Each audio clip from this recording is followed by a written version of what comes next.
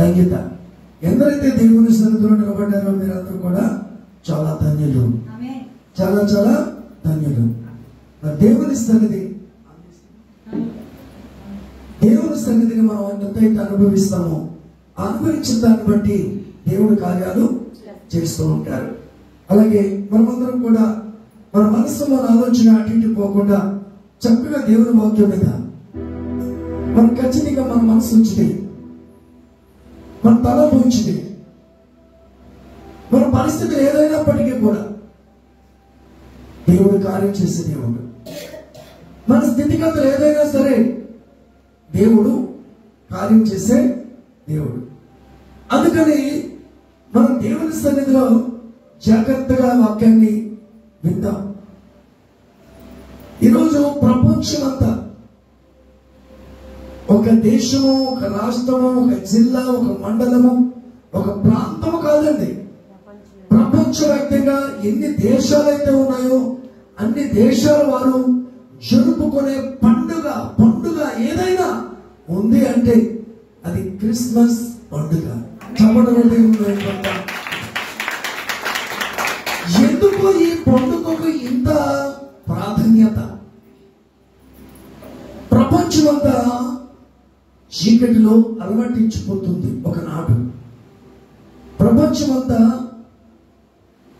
చీకటిలో ఉండి దేవుడు ఎవరో ఎరుగక లేదా తెలిసి తప్పిపోతూ ఆ వ్యక్తులు సరైన మార్గంలో నడిపించబడక, దేవుడు చెప్పింది వినక పెడచెవిన పెట్టి నష్టపోతూ వచ్చారు. నష్టపోతూ వచ్చిన మానవుడిని, ఏమాత్రం కూడా యోగ్యత లేని మనుషులను ఆ పరమ తండ్రిని దేవుడు చూచాడు. దేవుని స్తోత్ర. చూడడమే కాదు, వీళ్ళ పరిస్థితి రోజు రోజుకి దిగజారిపోతుంది. రోజు రోజుకి అంధత్వంలోకి వెళ్ళిపోతున్నారు. వీళ్ళు అంధత్వంలోకి వెళ్ళిపోవటమే కాదు, ప్రతి ఆత్మ నరకానికి వెళ్ళిపోతుంది. అందుకే దేవుడు చూచాడు. చూసిన తర్వాత ఇవాళ 2025 సంవత్సరాల క్రిందట కన్య మరియమ్మ గర్భాన ఆత్మ ద్వారా జన్మించి ప్రజలందరికీ ఏం తెచ్చాడు? ఆయన ఎలా వచ్చాడు అనేది కొన్ని మాటలు మీకు చూపించి నేను నా ప్రసంగాన్ని ముగించి తొందరలోనే మనము ముందుకు వెళ్తాం. మళ్ళా చెప్తున్నాను వినండి.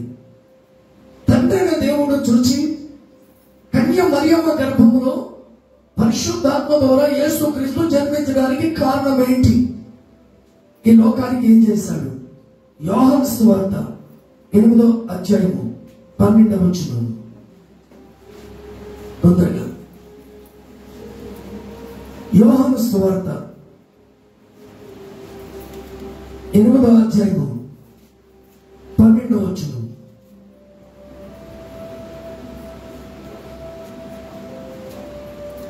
మరలా యేసు, నేను ఈ లోకమునకు వెలుగును, నన్ను వెంబడించువాడు చీకటిలో నడువక జీవపు వెలుగు కలిగి ఉండునని వారితో చెప్పను. దేవుని స్తోత్రం. ఈ లోకమంతా చీకటిలో నడుస్తున్న ప్రజలను తండ్రిన దేవుడు చూచి ఈ లోకానికి వెలుగుగా దేవుడు ఈ లోకానికి పంపించాడు. యేసుక్రీస్తుని ఈ లోకానికి పంపించాడు. చీకటి వెళ్ళిపోయింది, వెలుగు వచ్చింది. ఆ వెలుగే నజరేయుడైన యేసు. చప్పట్లు కొట్టి ఆ వెలుగే ప్రపంచాన్ని వెలిగించింది. ఆ వెలుగే చీకటిని దూరపరిచింది. ఆ వెలుగే ప్రపంచ దేశాలన్నిటికీ క్రిస్మస్ పండుగ తెచ్చింది. హల్లెలూయా. క్రిస్మస్ పండుగ తెచ్చి ఒక రోజులో ముగించేది కాదు. ప్రతిరోజు దినము ఆయన వెలుగులో నడిచిన వారికి ప్రతిరోజు పండుగే, ప్రతిరోజు ఆనందమే, ప్రతిరోజు సంతోషమే, ప్రతిరోజు జయమే, ప్రతిరోజు విజయమే. ఆ అది ఇవ్వడానికే యేసు ఈ లోకానికి వచ్చాడు. మతం కాదు ఇది, మార్గం. అసత్యంలో ఉన్న వారికి సత్యాన్ని చూపించాడు యేసు. చీకటిలో ఉన్న వారికి వెలుగును చూపించాడు యేసు. అందుకే నన్ను వెంబడించేవాడు ఈ మాత్రము చీకటిలో నడవడు. ఒకప్పుడు మన బ్రతుకులన్నీ చీకటి, మన జీవితాలన్నీ చీకటి, మన బ్రతుకంతా లోకమే, మన బ్రతుకంతా పాపమే, బ్రతుకంతా చిత్తరవందరే. నిజాయితీగా జీవితం అనుకున్నాం, జీవించలేకపోయాం. మన ఆత్మను మన శరీరం కాపాడుకుందాం అనుకున్నాం, కాపాడుకోలేకపోయాం. ఏమైనా సరే యేసులా జీవించాలి అనుకున్నాం, జీవించలేకపోయాం. చీకట్లోనే చీకట్లోనే చీకట్లోనే. ఆనాటి ప్రజలు కూడా యేసు అంటే ఎవరో ఎరుగుదురు, ప్రవచనం అంటే ఏంటో ఎరుగుదురు, యేసు ఎలా వస్తాడో ఎరుగుదురు, సృష్టికర్త ఎవరో ఎరుగుదురు, ఆత్మదేవుడు అంటే ఏంటో ఎరుగుదురు. కానీ పదే పదే పడిపోవటము, పదే పదే చీకటిలో కూలిపోవటం దేవుడు చూసి ఆయనను వెలుగుగా ఈ లోకానికి పంపించాడు. ఆ వెలుగులో నడవాలని దేవుడు కోరుకుంటున్నాడు. ఆ వెలుగు ఏం చేస్తుంది? నేను లోకమునకు వెలుగును. ఆ వెలుగులో ఉంటే సంతోషం కదండి. ఆయనతో సహవాసం చేస్తే సంతోషం కదా. ఇంకో మాట అంటారు కదా, ఎవరితోనైనా పాడైనటువంటి వారితో, చీకటిలో ఉన్న వారితో, లోకములో ఉన్న వారితో, త్రాగుబోతులతో స్నేహం చేస్తే, సహవాసం చేస్తే వారు వీరు ఒకటైపోతారు. కానీ మన దేవుడు పరిశుద్ధుడు, మన దేవుడు నీతిమంతుడు, మన దేవుడు యథార్థవంతుడు, మన దేవుడు ఆయన గొప్పవాడు. ఆయన దగ్గర నువ్వు సహవాసం చేస్తే నిత్యంగా నీ ఇంట్లో వెలుగు వస్తుంది. గొప్ప చెప్పట్లా, నీ ఒంట్లో వెలుగు వస్తుంది, నీ జీవితంలో వెలుగు వస్తుంది, సమస్తము వెలుగుమయమైపోతుంది నీ జీవితం. అది ఇవ్వడానికి ఈ లోకానికి వచ్చాడు. అందుకే నన్ను వెంబడించాలి. ఇంకేం చేస్తాడు తెలుసా? ఆయనను వెంబడిస్తే, ఆ వెలుగులో నడిస్తే అజ్ఞానాన్ని తొలగిస్తాడు. అజ్ఞానాన్ని తొలగిస్తాడు. అజ్ఞానం అంటే ఏంటి చెప్పండి? అజ్ఞానం అంటే జ్ఞానం లేకుండా ఉన్న మన బ్రతుకులు జ్ఞానముతో నింపుతాడు. ఆయన జ్ఞానం మనకి ఇస్తాడు. వెలుగు చాలా కార్యాలు చేస్తుంది. ఆ వెలుగులో ఉన్న ప్రకారంగా, దేవుడు వెలుగులో ఉన్న ప్రకారంగా మనము వెలుగులో నడిస్తే చీకటి ఏమాత్రము కూడా ఉండదు. చీకటిలో నడవక జీవపు వెలుగులో నడుస్తాం. హల్లెలూయా. జీవపు వెలుగులో, ఈ వెలుగులో నడిచేవాడు ఏం చేస్తాడు? పాపాన్ని దూరపరచుకుంటాడు. పాపం అంటే ఏంటి? పాపం అంటే పెద్ద పాపాలు, చిన్న పాపాలు అంటే ఏమో అన్ని పాపాలు ఉంటాయి. చిన్నది పెద్దది అంటే ఏం తేడా లేదు. పాపము వల్ల వచ్చింది ఏంటో తెలుసా? మరణం వచ్చింది. ఆ మరణం ఏం చేస్తుందో తెలుసా? నరకానికి ఇడ్చుకెళ్ళేది. మానవులను చూసిన దేవుడు కన్య మరియమ్మ గర్భాన్ని పరిశుద్ధాత్మ ద్వారా జరిపించి పరిశుద్ధుడిగా వచ్చి ఆయన మాదిరి చూపించి దేవుడు ఈ లోకానికి వెలుగునిచ్చాడు. హల్లెలూయా. దేవుని వెలుగులోకి వచ్చిన వాడు సరైన మార్గంలో నడుస్తాడు. సరైన మార్గంలో నడిచేవాడు ఈ లోకానికి వెళ్ళాడు.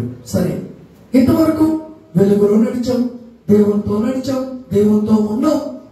అయితే ఈ డిసెంబర్ వరకు, 25వ తారీఖు వరకు ఏం చేశారో మీకు తెలుసు. ఏ తప్పు జరిగిందో తెలుసు, ఏ పాపము జరిగిందో తెలుసు, ఏ అక్రమముగా జీవించారో తెలుసు, ఏ మాటలు మాట్లాడారో తెలుసు. అవన్నీ విడిచిపెట్టడానికి ఇంకొక 5 రోజులు ఖాళీ ఉంది. దేవుని స్తోత్రం. ఇక్కడ ఏడవమని నేను చెప్పను కానీ, ఇక్కడ విడిచిపెట్టమని నేను చెప్పను కానీ, నీ ఇంటికాడికి వెళ్ళి నీ అంతరంగంతో దేవుని దగ్గర సెట్ అయిపోయి ఆ ఏకాంతమైన గదిలోకి వెళ్ళి నా తప్పిదయ్యా, నా పాపమిదయ్యా, నా రోగమిదయ్యా, నా బలహీనతదయ్యా అని ఒప్పుకొని విడిచిపెట్టబడితే 2026లో నీ జీవితం అంతా వెలుగుమయమవుతుంది. హల్లెలూయా. నీ బ్రతుకంతా వెలుగుమయమవుతుంది. ఒక మాట విడుదల చేస్తున్నాను, ఆ మాట ప్రకారంగా నువ్వు నడవగలిగితే పాప జీవితం విడిచిపెట్టాలి. ఆత్మీయ అంధకారం అంటే హృదయం అంతా చీకటి. హృదయం చీకటి అయిపోతే ఏమున్నది చెప్పండి? చీకటి గదిలోకి వెళ్ళే ఏమైనా ఎదుక్కుంటే దొరుకుతాయా? ఏమండి, ఎక్కడ పోగొట్టుకున్నామో అక్కడే వెతుక్కోవాలి, లేదా దీపం పట్టుకెళ్ళి వెతుక్కోవాలి, అప్పుడే దొరుకుతాయి. చాలా మందికి వెలిగించే సన్నిధి ఇది. చాలా మందిని వెలిగించే బైబిల్ గ్రంథం ఇది. దీన్ని మరిచి దీన్ని విడిచి చీకటిలో వెళ్ళిపోతూ ఉంటే, కాస్త ఏదైనా గొడవ వస్తే ఏం గుర్తు వస్తుంది? ఇప్పుడు ప్రజలకి మందు షాపు గుర్తొస్తుంది. కాస్త ఏమైనా ఇంకా ఇబ్బందులు ఏమైనా వచ్చినాయి అంటే ఇంకేమో గుర్తొస్తుంది? చచ్చిపోతే బాగుండును అంటారు. ఏమండి, ఎవరికి బాధలు లేవు చెప్పండి? యేసు క్రీస్తుకున్న బాధలన్నీ మీకు ఉన్నాయా? మరి ఇంకా హ్యాపీగా జీవించవచ్చుగా. ఏమన్నా ఏంటి చెప్పండి? మొక్కలు తిప్పుకోవటం, మొక్కలు ముడుచుకోవటం, కోపపడటం, ఇష్టానికి వెళ్ళడం, ఇవన్నీ వద్దు. ఈ 2025 ఈ తారీఖుని ఇప్పుడే విడిచిపెట్టి నూతనమైన వ్యక్తులుగా మార్చబడాలి. నీ మనస్సు రూపాంతరం అవ్వాలి. నువ్వు కొత్త జీవితం ప్రారంభించాలి, యేసుతో ప్రారంభించాలి, ఆ వెలుగుమైనా ఉండాలి. అదే నిజమైన క్రిస్మస్. అదే ఉండడానికి యేసు ఈ లోకానికి వచ్చాడు. నువ్వు చీకటిలో నడవవు, గుర్తుపెట్టుకోండి, చీకటిలో నడవవు. కీర్తన గ్రంథం 27వ అధ్యాయము 1, 2, 3 వచనాలు.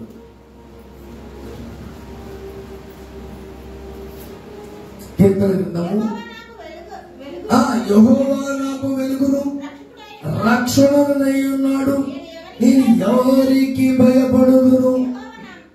యెహోవా నా ప్రాణ దుఃఖము ఎవరికి వెళుతును? నా శరీర మాంసం తినుటకై దుష్టులు నా మీదకి వచ్చినప్పుడు, నన్ను బాధించు శత్రువులు నా మీదకి వచ్చినప్పుడు వారు త్రొట్టిల్లి కూలిరి. నాతో యుద్ధము చేయుటకు దండు దిగినను నా హృదయము భయపడదు. నా మీదకి యుద్ధము రేగినను దీనిలో నేను ధైర్యము విడవకుందును. దేవుని స్తోత్రం. ఆ వెలుగు నీలోకి వస్తే ఎవరికి భయపడతా? ఎవరికి సరళం పాడతాను, ఇందాక పాడిన పాటే.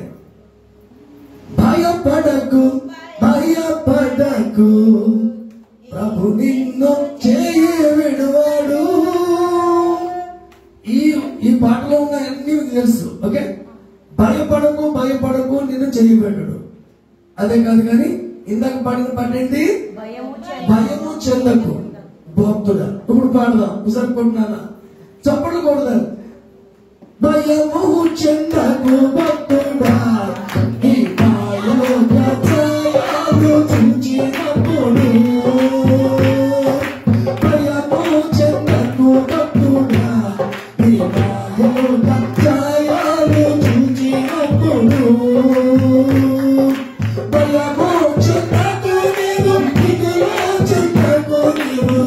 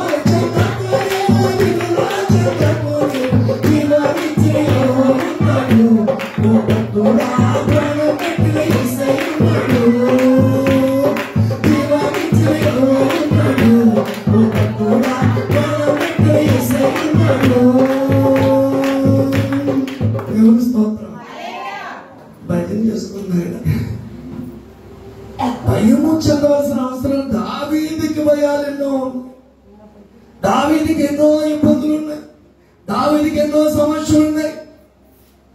దిక్కు తోసిన పరిస్థితుల్లో, తరమబడుతున్న పరిస్థితుల్లో, ఎన్నో ఇబ్బందుల్లో, కూరుకుపోతున్న పరిస్థితుల్లో నేను ఎవరికి భయపడను, ఆ వెలుగు నాలో ఉందంటున్నాడు. హల్లెలూయా.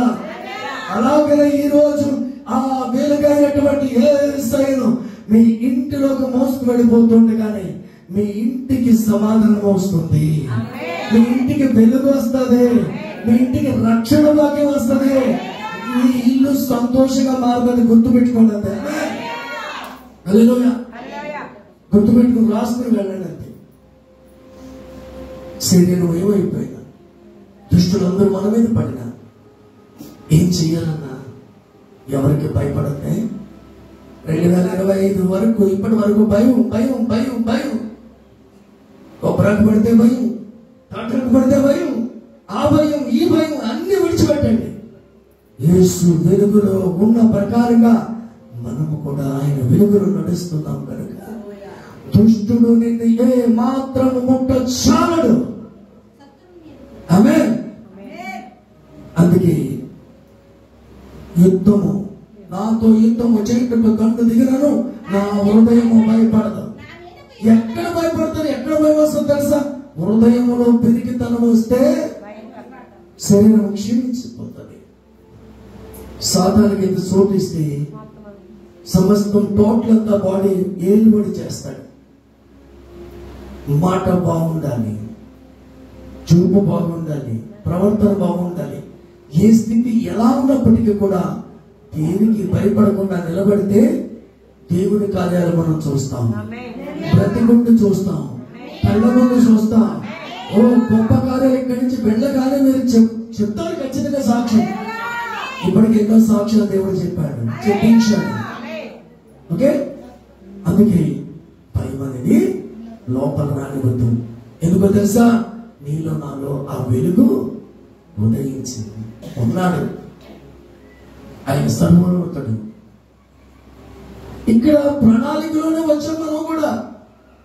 ఈ భూమి మీద ప్రణాళికలు ఆయన చిత్తములోనే వచ్చాం మనం. తండ్రికి కుమారులు కుమార్తెలు ఎక్కడున్నారో తెలీదా? తల్లికి తెలీదా? ఒక 4 రోజులు ఇంటికాడికి రాకపోతే ఫోన్ చేసి కనుక్కుంటావా లేదా? ఎక్కడున్నారో లేదో తెలీదా? మీ అమ్మాయి ఎక్కడికో ఈదులో పెట్టేసేపు అటు ఇటు తిరిగిందనుకో, గుండెకాయ ఇట్లా ఇట్లా కొట్టుకుంటూ ఉంటుంది. ఎక్కడున్నారో వెనకాల వెళ్ళి ఏం చేస్తావు? వెతుక్కుంటావు. నా కుమార్తె ఏమైందనప్పుడు అంతకంటే గొప్ప దేవుడు, ఆ వెలుగై ఉన్న దేవుడు తప్పిపోయిన మనుషులను చూసి, పాపములో కూరుకుపోయిన మనుషులను చూసి ఆయనే దిగి వచ్చాడమ్మా. దేవుని స్తోత్రం. ఆయనే మన కొరకు వచ్చేసాడు. ఆయన నువ్వేం చేయాలో తెలుసా? హృదయంలో మోసుకుంటూ వెళ్ళడానికి సిద్ధపడాలి. అప్పుడే నువ్వు క్రిస్మస్ ఆనందం చూస్తావు. క్రిస్మస్ అంటే ఏంటి? ఆరాధించుకో. ఈ ఆరాధన ఇక్కడ వరకే కాదు, ఈ ఆరాధన ఇక్కడితో ఆగిపోయేది కాదు, ఈ ఆరాధన ఇక్కడితో ముగిసిపోయేది కాదు. నీవు నిరంతరము ఏకంగా ఆయనతో నువ్వు కలిసి ఆరాధించుకునే భాగ్యం నీకు ఇచ్చాడు కనుక అలాగే ఉంటే నీ కార్యములు ఎందుకు జరగవు. చీకటి ఏలుబడి ఏమాత్రము చేయదు. వెలుగులో నడుస్తాం, ఆయనతో నడుస్తాం. ఇది గుర్తుపెట్టుకోండి. ఈ దుష్టత్వంలోకి వెళ్ళాలి అనుకుంటే కనుక ఏదో ఒకటి ఏలుబడి చేస్తే చేసిన భక్తి ఎంతో వృధా అయిపోతుంది. గుర్తుపెట్టుకోండి. దేవుని స్తోత్రం. యోహాను సువార్త 1:4. యోహాను సువార్త 1:4. తొందరగా ముగిస్తాను మన టైంకి. ఆయనలో జీవముండును, ఆ జీవం మనుషులకు వెలుగై ఉండదు. దేవుని స్తోత్రం. మన ఊపిరి ఎక్కడమ్మా? ఎక్కడి నుంచి వచ్చింది? ఆదాము గారిని తయారు చేశాడు, ఆయన రూపంలో చేశాడు. మట్టి బొమ్మగా ఉన్నాడు. కళ్ళు ఉన్నాయి, అవయవాలు ఉన్నాయి, శరీరం ఉన్నాయి, అన్నీ ఉన్నాయి, కానీ జీవం లేదు. ఆ డాడీ ఏం చేశాడు? నాసిక రంధ్రములలో జీవము అంటే వాయువు ఊదగా జీవాత్మ అయ్యాడు నరుడు. ఈరోజు నా ఊపుడు, నా ప్రాణము, నా దేహము, నా ఇల్లు, నా కుటుంబము, నాది ఏది లేదు నీది. అర్థమైందా? ఈ ఊపిరిచ్చింది ఆయన, ఈ ఇంట్లో ఉండనిస్తుంది ఆయన. ఈ ఊపిరి ఉన్నది కనుక మన పరిస్థితి ఏంటంట, మనుషులకు వెలుగై ఉన్నది. వెలుగు చాలా మంది చెప్తారు కదా, దీపం ఉండగానే ఏమ్మా చెప్తారా చెప్పరా? ఏంటి దీపం? ఈ దీపాలా ఇక్కడ వెలుగుతున్న ఈ దీపాలా? మనలో ఉన్న ప్రాణం అనే ఆత్మ అనే దీపాన్ని చక్కబెట్టుకోవడం. చక్కబెట్టుకోవడం అంటే దేవునితో సంబంధం, దేవునితో నడక. కూర్చుండుట లేచియుండుట బాబుగా ఎరిగి ఉన్నావు రాజా, బాబుగా ఎరిగి. ఎక్కడున్నా ఏం చేసినా ఆ రెండు కళ్ళు స్కాన్ చేస్తున్నాయి. అయితే మనం ఏం చేయాలంటే నిరంతరము ఆయనతో ఉండాలి. ఆయన జీవము ఉంచాడు కాబట్టి ఇక్కడ ఉన్నాం, లేకపోతే ఎక్కడ ఉంటాం? ఎక్కడ ఉంటామా? ఆయన ఎవరో పాడాడు, ఇవాళ ఇంట్లో రేపు మట్లో, ఇవాళ ఇంట్లో రేపు మట్లో, ఏది నీది కాదే పాడాడు. యేసయ్య నీకు తోడని పాడాడు ఆయన కదా. నిన్న కనబడతావు రేపు పోతావని నేను రాసిన పాట. నిన్న కనబడతావు రేపు నీవు ఉండవు, ఆవిరి వంటి జీవితం నీ చేతుల్లో లేదులే. నా చదురాయించిన పాటది. ఈ జీవము లోపల ఉంది, ఇది వెలిగిస్తుంది, వెలుగుమయమిస్తుంది. మనం వెలిగించబడి అనేక మందిని వెలిగించాలి, అనేక మందిని వెలిగించాలి, ప్రాంతాలను వెలిగించాలి, ఇంటి వారిని వెలిగించాలి, అనేక మందిరానికి నడిపించాలి. ఆ వెలుగుమయమై మీరుంటూ అనేక మంది వెలిగిస్తే అదే నిజమైన క్రిస్మస్. అదే నిజమైన క్రిస్మస్, అదే నిజమైన ఆరాధన. 12వ అధ్యాయము 46వ వచనంలోనే తొందరగా నేను ముగిస్తానమ్మా, కంగారు పడద్దు. 12వ అధ్యాయము 46వ వచనం. నా యందు విశ్వాసం ఉంచు ప్రతివాడు చీకటిలో నిలిచి ఉండకుండునట్లు నేను ఈ లోకమునకు వెలుగుగా వచ్చిన. దేవుని స్తోత్రం. చీకటిలో నడవకుండా ఉండడానికి యేసును నమ్మాల. ఈ లోకమునకు ఎలా వచ్చాడంటే ఆయన వెలుగుగా వచ్చు. క్రీస్తు నేడు పుట్టిన అని ఈరోజు మనం పలకరిస్తున్నాం. ఆ మాట చెప్తాను. నేడు పుట్టలా, ఏనాడో ఉన్నాడు. జగత్ పునాది వేయబడకమునుపే, భూమి మీద రవ్వంతంట మట్టి లేనప్పుడే ఆ ప్రధానమైన వ్యక్తిగా తండ్రిని దేవుడు ఆయనను సృష్టించుకున్నాడు. ఆనాడే ఉన్నాడు. కానీ మనం కూడా ఉన్నాం తెలుసా? ఇప్పుడు పుట్టిన వారం కదా మనం. బైబిల్ చెప్తుంది చాలా వృద్ధులం అని చెప్తుంది. అయితే మనం ఎక్కడున్నాం? అమ్మ నువ్వు పుట్టక ముందు నువ్వు ఎక్కడున్నావు చెప్పు. నువ్వు పుట్టక ముందు ఎక్కడున్నావు? మీ నాన్నగారి దగ్గరే కదా, మీ నాన్నగారిలో ఉన్నావు కదా. అలాగే మన డాడీ దగ్గర ఉన్నాం. ఈ సమయానికి ఎందుకు తెచ్చాడంటే నీవు వెలిగించబడాలి, అనేక మందిని వెలిగించాలి. అదే దేవుడు కోరుకుంటున్నాడు. చీకట్లో నిలిచే వారికి దేవుడు దూరంగానే ఉంటాడు. పగలు రాత్రి లేదా చీకటి వెలుగు కలిసే ఉంటాయా? ఉంటాయా? ఎందుకు? పగలు పగలే, చీకటి చీకటే. నేను పగలు రాత్రి కలిసి ఉండవు. మన జీవితంలో ఎస్ఆర్నో రెండు. ఏంటది? దేవుడైనా ఉండాలి లేదా లోకమైనా ఉండాలి. అటువంటి పరిస్థితి దేవుడు ఒప్పుకోడు. అందుకని పరిపూర్ణంగా మారు మనసు పొంది రక్షణ పొంది దేవుని దగ్గర నడుస్తూ ఉంటే, ఇగో నేను లోకానికి వెలుగుగా వచ్చాను, నా యందు ఏం చేయాలంటే విశ్వాసము ఉంచండి. ఏముంచాలి? పెట్టుబడి ఏంటి? విశ్వాసం ఉంచేవాడు చీకట్లో ఉండడు. చీకటి లేదు ఇంకా. దేవుని స్మయం కలుగును గాక. జాగ్రత్త పడాలి. తర్వాత 1 యోహాను 1వ అధ్యాయము 7వ వచనం.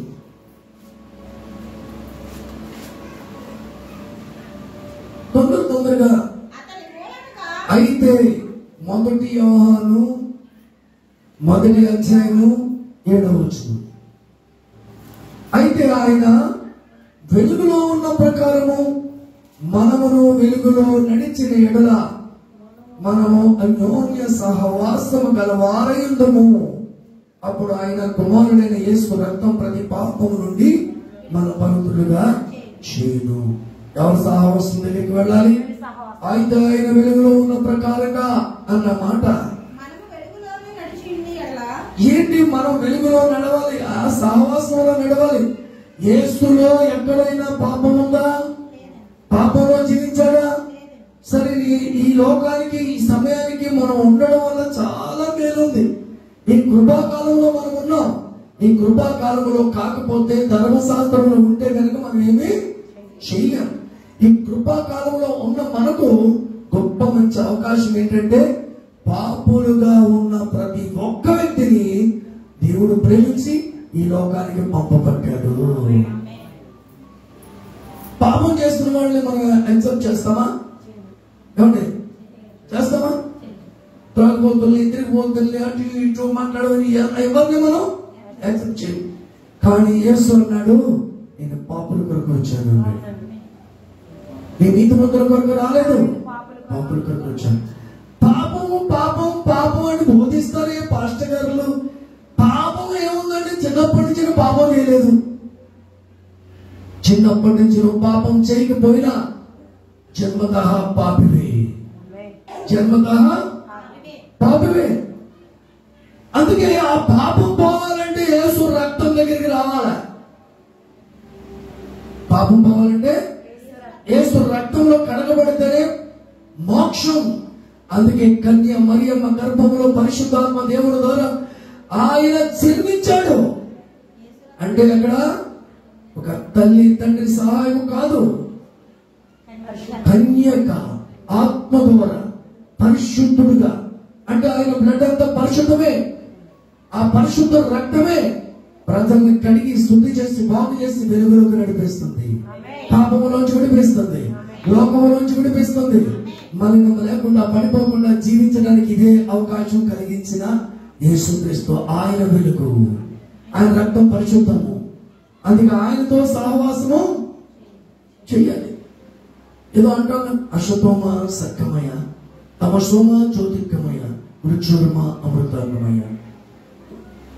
లోకంలో పాపంలో ఉన్నాను, నన్ను సత్యంలోకి నడిపించు. అసత్యంలో నన్ను సత్యంలోకి నడిపించు. ఏంటి? చీకటిలో నన్ను వెలుగులోకి నడిపించు. మరణంలోకి పోతున్నాను, జీవంలోకి దాటించాలని దాని అర్థం ఉంటుంది. ఇది రక్త ప్రోక్షణం అవశ్యకం. తద్రత్వం పరమాత్మన పుణ్యదాన బలియాగం అన్నాడు. దేవుడి దగ్గరికి రావాలి, దానంగా బలియాగంగా ఆయన బలి అర్పణ రక్తం దానపోయాలి. దేవుడు వచ్చి ఆయన ద్వారానే మోక్షం, ఆ రక్తం ద్వారానే కడగబడితే విడుదల. అందుకొరికి ఆయన ఒక వెలుగుగా రావాల్సి వచ్చింది. అందుకే ఆయన ఈ లోకానికి ఆత్మ ద్వారా జన్మించాడు, ఆత్మ ద్వారా నడిచాడు, ఎలా నడవాలో మాదిరి చూపించాడు. అందుకొరకే ఈరోజు మనం కూడా ఏం చేయాలి? మన హృదయాన్ని యేసు రక్తము మారుస్తుంది. మన హృదయాన్ని ఏం చేస్తుంది?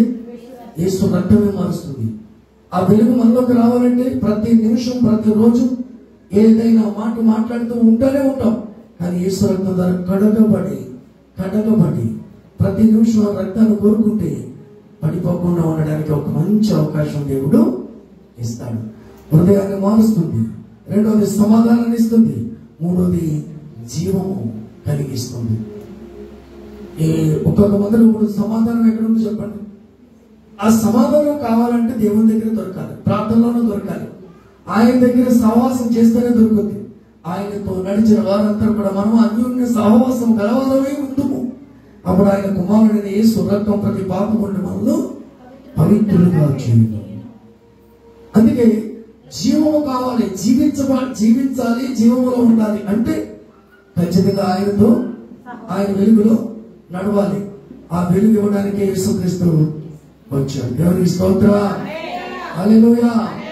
ఇంకా చాలా చాలా విషయాలు ఉన్నాయి, అవన్నీ కూడా నేను చెప్పను. ఇక ఇతడితో ఈ ప్రసంగాన్ని ముగించి మనం ప్రేమ విద్య చూసుకుంటూ మనం ముందుకు సాగుదాం. ఉన్న మిగతా కార్యక్రమం పాస్టర్ గారు నడిపిస్తాం, నేను ఆశీర్వదించి ముగించుకుందాం. ఇప్పుడు ఏం తెలిసింది ఒక 2 మాటలు చెప్పేయండి నాకు.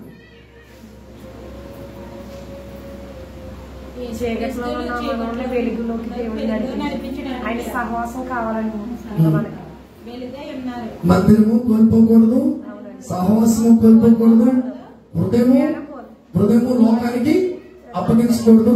ఈ 2025వ సంవత్సరం నాటి వరకు ఈనాటి వరకు చేసిన పనులు ఏంటో కాస్త విడిచిపెట్టి ముందుకు వెళితే రేపు మంచి రోజులు, మంచి జీవితం.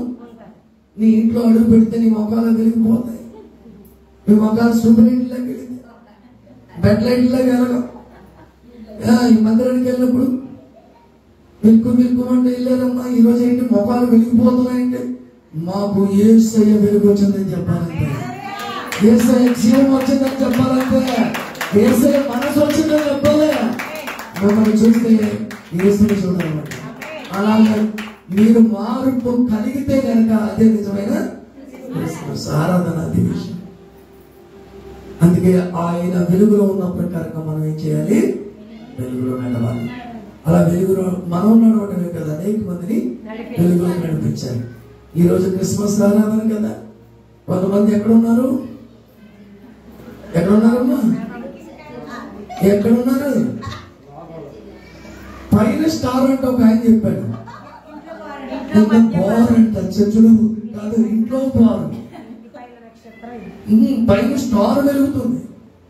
ఆ స్టార్ కాదమ్మా, మీరే స్టార్లు అమ్మా, మీరే వెలిగించబడాలి. అది దేవుడు కోరుకున్నాడు. ఇవాళ వచ్చిందంటే కొంతమంది చెప్తున్నారమ్మా, క్రిస్మస్ వచ్చిందంటే అన్ని వ్యాపారాలు బాగుంటాయంటండి. ఏంటంట? అన్ని వ్యాపారాలు బాగుంటాయి. అన్ని వ్యాపారాల్లో ఏమున్నాయి? మొట్టమొదటిగా బట్టలు ఉంటాయి, అవి ఉంటాయి, అన్ని కాకుండా అన్ని వ్యాపారాలు బాగుంటాయంటే ఇంకోటి అసలు సారా గుడ్లు ఏమి ఖాళీ ఉంటాం ఏంటి. కొంతమంది పరిస్థితి ఉంది, అందరూ కాదులే, అందరూ కాదు. కొంతమంది ఈ రోజు వచ్చిందంటే ఇంటి ముఖం కూడా చూడనటువంటి వారు అన్నం క్యాంటీన్ దగ్గర దొరుకుతూ ఉంటారు. కొంతమంది మాట కట్ చేసుకుంటారు ఏంటి. అసలు అది దుమ్మో ధూళో ఏంటో తెలియదు, మొత్తం అక్కడ దొరికిపోతా ఉంటారు. దుమ్ము ఏంటంటే ఏమొచ్చింది వీళ్ళకి? క్రిస్మస్ పండుగ వచ్చింది. ఏమొచ్చింది? ఆనందం వచ్చింది. సరే ఇవాళ క్రిస్మస్ ఆనందం వచ్చింది, వదిలేశాడు. రేపు ఒకరి ఇంటికి వెళ్తాడు, డబ్బులన్నీ అయిపోతాయి. ఆ మిస్సెస్ ఏం చేస్తుందంటే చివరి కట్టించుకుని డబ్బులు వస్తుంది, బాగా వస్తుంది. మళ్ళీ ఏం చేస్తాడు? మన బాధతో తాగుతాడు. ఈ లోకం అంతా చెప్పుకుంటూ వస్తే నాకు సమయం సరిపోదు. కానీ ఏంటి, అన్ని వ్యాపారాలు బాగుంటాయంట, అందరూ బాగుంటారంట, అంతా సంతోషంగా ఉంటుందట. కానీ మన బ్రతుకులు మారకపోతే ఆ సంతోషాన్ని కోల్పోతాం, ఆ జీవితాన్ని కోల్పోతాం. కష్టమైన, సుఖమైన, వ్యాధైన, ఏదైనా ఎవరు గారు నిలబడి చూపించాలి. ఏమా, నిలబడి చూపించాలి. మనస్సు పాడైపోతుంది. జీవితంలో అనేక ఇబ్బందులు జరుగుతూ ఉంటాయి, అనేక పోరాటాలు వస్తూ ఉంటాయి. కానీ నిలబడి చూపించాలి. ఎవరితో సహవాసం చేయాలి, ఎవరితో ఉండాలి, ఎవరితో నడవాలి, ఎవరితో నడిస్తేనే నీకు మంచి ఆశీర్వాదం, ఎవరితో నడిస్తే నీకు మేలు జరుగుతుందో అప్పుడు ఈ వాక్యం ద్వారా నీకు అర్థమైంది కదా. అర్థమైందా? అర్థం అవ్వలేదా? ఏసే వెలుగు. క్యాండిల్స్ వెలిగిస్తాం కదా, ఎందుకు వెలిగిస్తాం? ఇప్పుడు అది వెలుగుతూ ఉంటది, వెలిగిస్తూ ఉంటది. ఆ క్యాండిల్స్ మైన ఏం చేస్తారంటే కరిగిపోతూ ఉంటది. అంటే కరిగిపోతుందంటే మనము కూడా మన జీవితం కూడా ఇతరుల కొరకు మనం అందరినీ వెలిగించాలి. అవసరమైతే మన జీవితాన్ని కరిగిపోయేలా చేసుకోవాలి.